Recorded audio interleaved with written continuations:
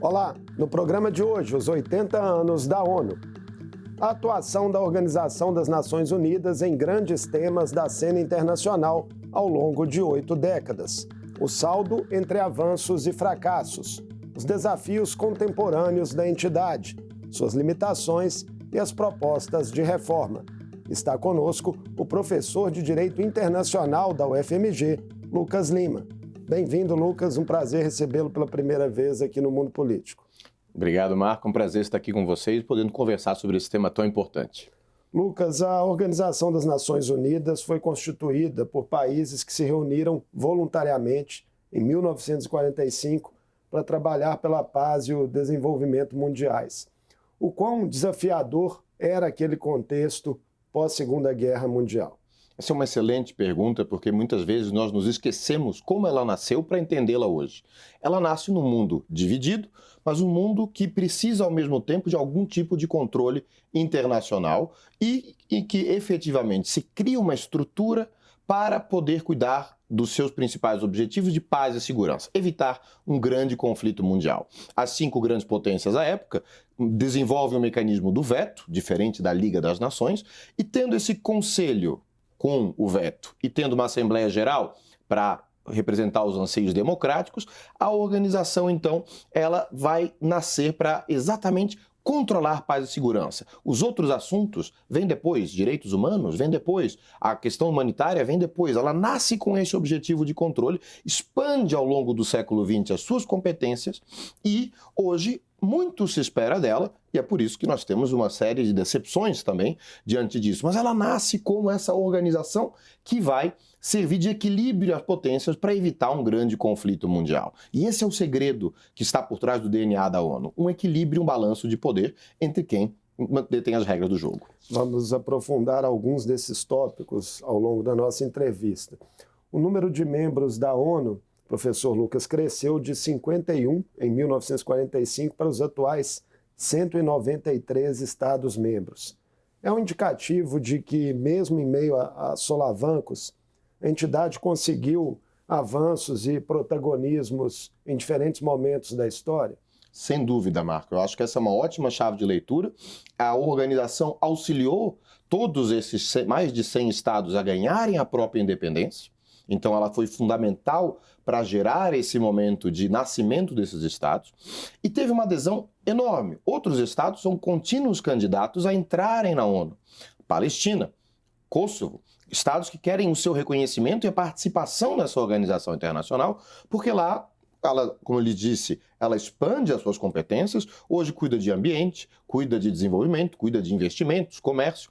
Então, estar na ONU é representar os próprios interesses. Ter a sua representação em Nova York para participar das reuniões da ONU é um símbolo de poder dos estados. Os estados ainda querem estar naquele palco e muitos estados, como o Brasil, querem reformar para poder nele ter uma voz ainda maior. Além de quererem, estar nesse palco, a ONU também tem uma atuação dentro dos próprios países, Tem representação fixa no Brasil desde 1947 e atua aí por meio de agências especializadas, fundos e programas. Como dimensionar, professor, o papel da organização por aqui, dentro do Brasil? É importante saber que a ONU não é um governo global. A ONU é uma cooperação de estados e os estados continuam sendo soberanos. A atuação dela no Brasil são nas agências específicas que aqui atuam por uma série de interesses e ela tem outras sedes, Tem, além de Nova York, tem Genebra, tem Nairobi, o que significa que isso demonstra também a importância da organização. No Brasil são cooperações muito específicas de agências especializadas, não é que a ONU está gerenciando algo no Brasil, ela está com alguns escritórios de drogas, de cooperação para a fome, que são áreas que o Brasil tem mais a fazer. Então, basicamente, a lógica dessa presença dentro dos estados ela precisa de uma sede física em algum lugar, não dá para trabalhar tudo somente nas sedes, serve também para aproximar dos estados, por conta dessa divisão geográfica, E no Brasil, basicamente, a vocação do Brasil em alguns temas que exerce liderança, assim como, por exemplo, a grande sede do meio ambiente está na África, em Nairobi, exatamente por isso. A ONU dos Direitos Humanos está em Genebra, pela sua tradição. Então é uma organização com uma capilaridade enorme na Ásia, na América Latina, na Oceania, exatamente por conta dessa sua vocação universal. Ela cuida de muita coisa, tem muitas agências, e essas muitas agências agem, algumas delas com mais sucesso do que outras. Por exemplo, a FAO tem um relativo sucesso, a Organização Mundial da Saúde foi extremamente importante no combate à pandemia. Então é essa capilaridade da ONU que permite que ela tenha diferentes sucessos. E, obviamente, aquilo que nos incomoda profundamente é a sua incapacidade de lidar com certos conflitos globais. Pois é, há um consenso, né, praticamente entre analistas, de que a ONU foi perdendo progressivamente, de fato, capacidade de fazer valer suas ideias de paz. Numa retrospectiva histórica geral, diante de uma nova ordem mundial que parece calcada no poder da força e da capacidade militar, a entidade fracassou? Acho que tem duas leituras possíveis. Se nós pensarmos que a ONU serviu para evitar uma terceira guerra mundial, ela não fracassou. Se nós pensarmos que uma série de outros conflitos surgiram apesar da ONU, ela teve os seus fracassos. Mas, basicamente, dependendo de qual lado nós vamos, a lógica é só há uma decisão da ONU quando há uma decisão do Conselho de Segurança e, eventualmente, na Assembleia Geral. Então, se o Conselho de Segurança não decide agir, é a ONU que não age. Então, a decepção talvez seja maior com os estados que falham em conseguir encontrar uma cooperação do que a organização em si, que não tem vida própria. O secretário-geral, há uma piada, né, que vem da língua inglesa, que ele não é nem um secretário, nem um general, né, Secretary General, exatamente porque ele não tem esse poder de decidir e ordenar os estados.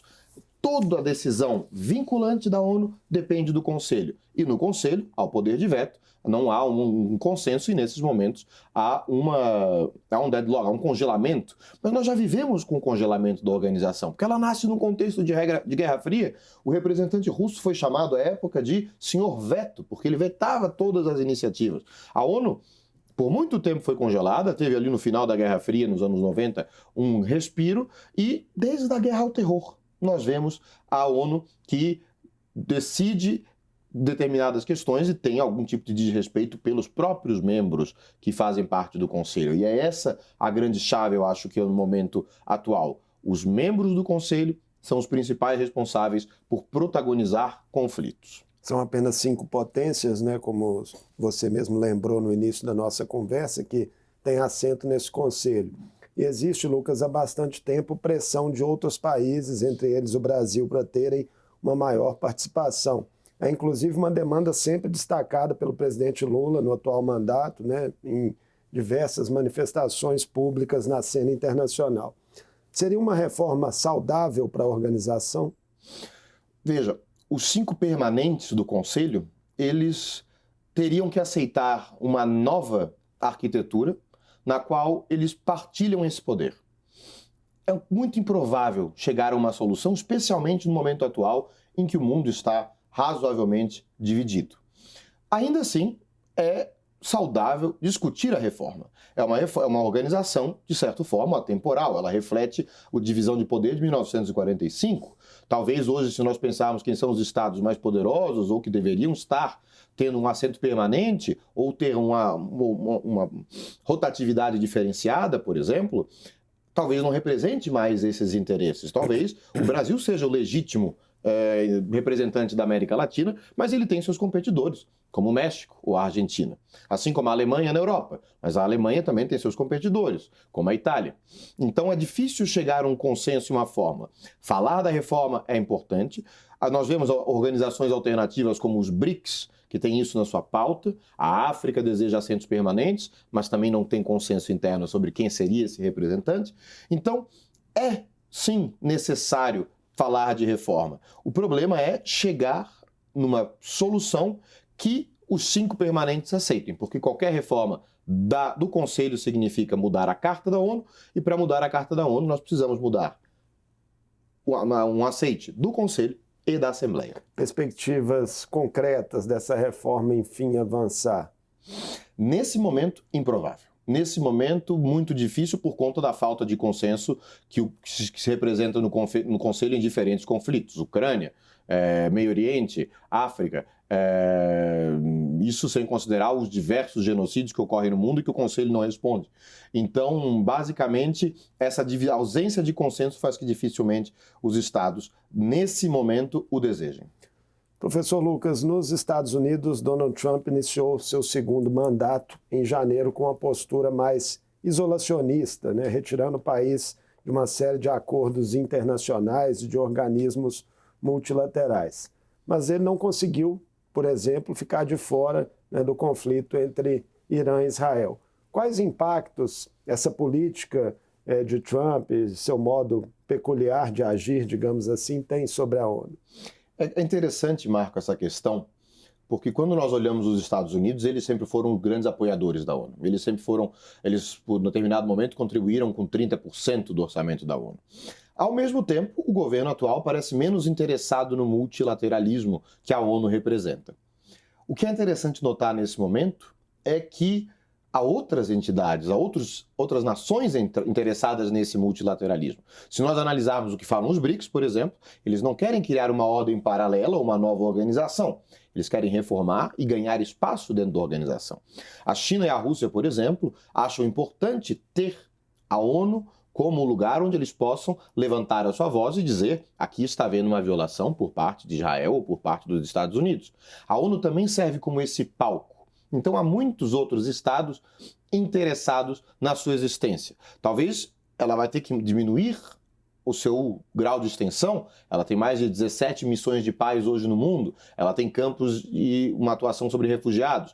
Talvez esses cortes orçamentários, esse não seja um grande momento de adesão ao multilateralismo. Mas ela continua sendo um espaço diplomático importante. Ela tem outros estados interessados na sua manutenção. Então é difícil dizer que com um governo ou outro a ONU irá acabar. Ela vai perder a credibilidade em certos momentos, podendo reganhar ou não, e a grande vantagem das democracias é que os governos alternam-se. Então, se em um determinado momento agora é menos entusiasta a respeito da organização, talvez daqui a 10 ou 20 anos isso mude.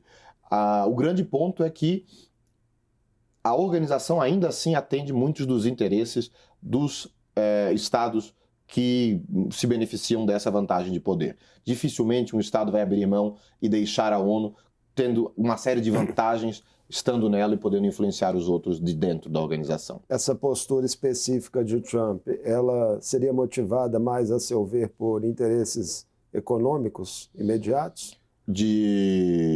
Mais isolacionista, digamos assim. Faz parte de também o atendimento a um certo eleitorado que acredita na supremacia da soberania, que o que vem de fora é ruim, que o Acordo de Paris pode causar danos. São todas questões que têm um impacto político interno. E nenhum tipo de governante quer uma organização internacional apontando o dedo e dizendo que não está agindo de acordo, que o seu Estado não está agindo de acordo. Eu acredito que pode ter um interesse econômico, mas os interesses econômicos dos Estados Unidos não dependem da presença política na ONU. A ONU é essencialmente um órgão político, que tem seus impactos econômicos, não há dúvida, mas que eu acho que é uma maneira de reafirmar a própria soberania e a própria supremacia dos Estados Unidos na ordem global. Eu acho que é essa chave de leitura mais interessante nesse momento. Na cena global, o senhor diria que há uma correlação direta da ascensão da extrema-direita com o enfraquecimento de organismos como a ONU? É possível traçar esse paralelo? Eu acho que o paralelo existe na medida em que a extrema-direita utiliza esses organismos como ataque. Nós o vimos no Brasil, nós o vemos nos Estados Unidos. Esses organismos são atacados. Fala-se de globalismo, fala-se de uma governança que vem de fora. Por que é a OMS que vai decidir como nós devemos nos comportar durante a pandemia? As questões de vacinas e questões do gênero. Eu acho que ela é uma arma ela é um objetivo de ataque, mas não é o contrário. Eu não vejo a relação porque elas estão mais fracas, a extrema-direita surgiu. Eu vejo o contrário. Eu vejo a extrema-direita surgindo por uma série de fenômenos nacionais e um dos alvos desses grupos é às organizações internacionais, a OMC, o Banco Mundial, a Organização das Nações Unidas, e após 80 anos, a organização naturalmente vai ser alvo de ataque também pela sua ineficiência. Um momento histórico aí com muitos líderes de perfil populista, independente do espectro ideológico, ascendendo, também ajuda a criar, né, um movimento aí de descrédito para a instituição? Eu acredito que sim, porque esse tipo de governante não tem interesse em responder a ninguém diante daquilo que faz ou das violações que comete. Isso faz com que a ONU se transforme num ataque de diversos grupos da sociedade que apoiam esse tipo de governante. Mas, no fim das contas, essas organizações também servem para dizer que determinados comportamentos de governos não são ideais, não são adequados, e existe sempre o risco de um Conselho de Segurança ou de uma Assembleia tomarem decisões contrárias a esse governo, por exemplo, adotando sanções contra esses governos, com governos que apoiam terrorismo e que sofreram sanções por parte do Conselho de Segurança. O grande problema hoje é que esses líderes dificultam a tomada de decisão dentro dessas organizações. Então, para conseguir uma ação, e como essas organizações agem por consenso, não o caso do Conselho, mas muito das decisões você precisa do apoio dos Estados. Então, por exemplo, você não vai ter todos os membros de um continente como a Europa, que nesse momento tem os seus focos de populismo e movimentos de extrema-direita, você não vai ter toda a Europa unida apoiando aquilo que, por exemplo, a França e o Reino Unido vão propor no Conselho de Segurança. Isso dificulta a posição nacional e a posição dos grupos dentro da ONU. Eu acho que é importante entender esse funcionamento interno para entender como esses governos podem impactar. Mas que o enfraquecimento delas gerou esses governos, eu acho difícil, é um fenômeno das sociedades. Vamos falar das guerras em curso, né, que também são importantes para entender esse momento da ONU. Na faixa de Gaza, Israel vem, né, afrontando, digamos assim, a instituição há bastante tempo. Que recados isso dá? A questão de Israel é longa na organização. E a questão de Israel, nesse momento, há novos importantes desenvolvimentos. O Conselho de Segurança não vai agir, porque nós sabemos quem vai impedir que o Conselho haja. Mas, por exemplo, a Corte Internacional de Justiça, que é um dos órgãos da ONU, reafirmou... Inclusive, tem acompanhamento especializado dessas cortes. Né? Exato, exatamente. A Corte Internacional de Justiça disse recentemente que os territórios que Israel ocupa são palestinos, de acordo com as próprias regras da organização, e que Israel está cometendo uma violação ao direito internacional da organização.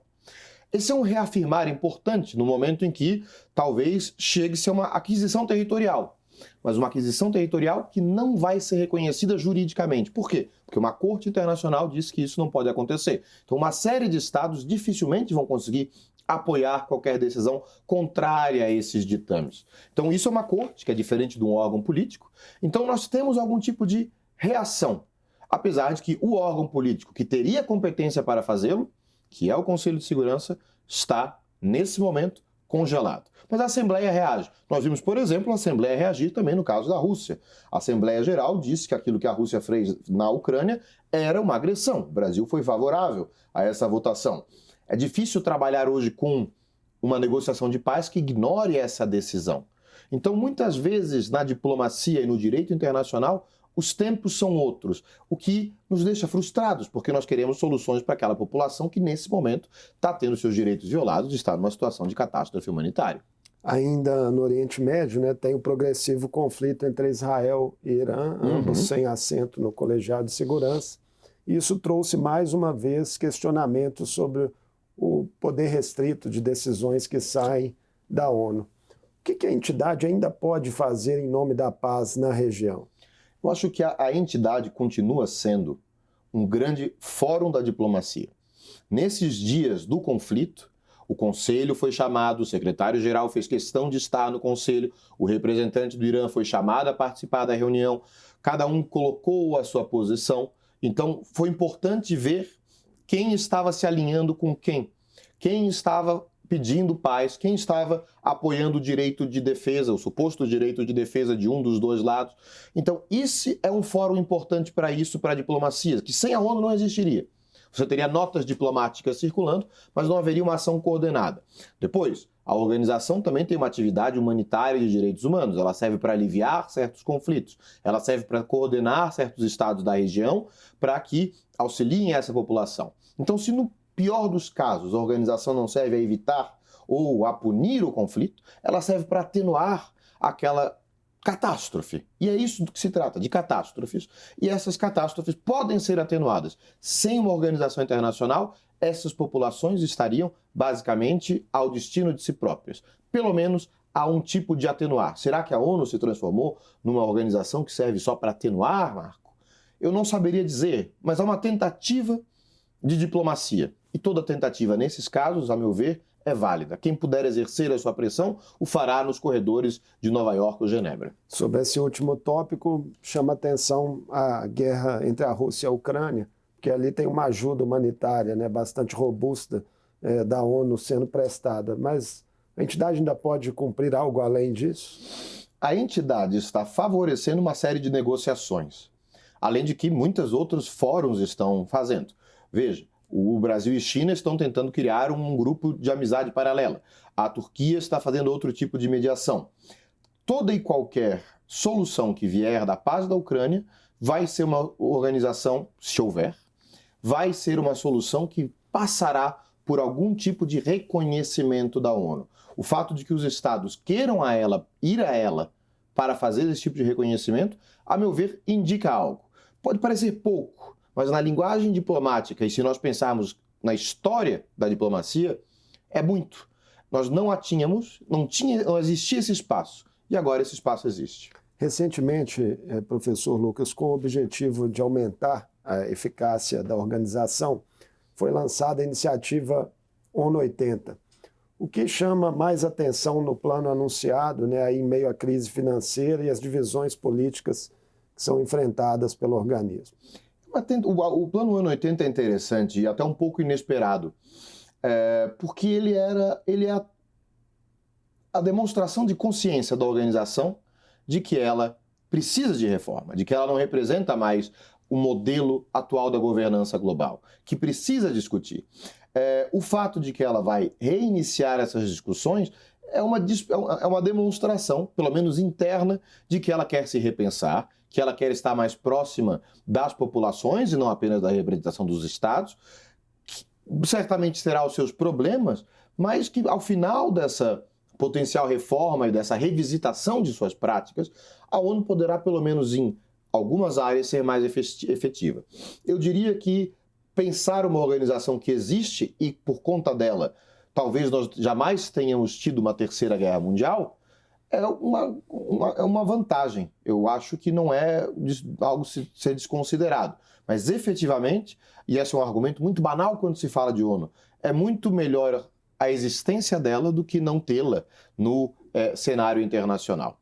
São diversos tópicos ali, né, contemplados nesse plano, desde de um enxugamento aí, de gastos até reestruturações importantes também, né? Absolutamente. E hoje todas as organizações internacionais estão com problemas de orçamento e alguns estados entenderam que essa é a melhor maneira de pressionar essas organizações. Por exemplo, diversos órgãos de direitos humanos da ONU, em Genebra, estão sendo subfinanciados. A pergunta é se devem se encontrar menos? O que significa se o Comitê contra a Tortura da ONU se encontra menos? Significa que nós estamos mandando um sinal para o mundo de que a tortura será mais aceita?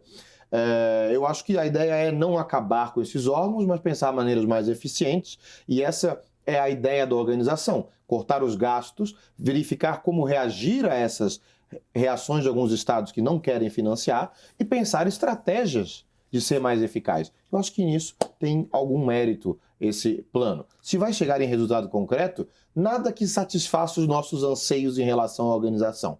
Mas lembremos, a organização ela nasceu para evitar a Terceira Guerra Mundial e de um acordo entre os donos do poder naquele momento. Ignorar esses dois elementos é esperar demais de uma organização que já é octogenária. Ainda que com as suas limitações, a ONU estar funcionando e seguir funcionando é importante para a gente pensar num horizonte mundial melhor, mais próspero? Absolutamente. Nós não podemos hoje viver sem a cooperação que a ONU nos oferece em termos de alimentação, em termos de saúde, em termos de tecnologia, em termos de meteorologia, em termos de mudanças climáticas, em termos de meio ambiente.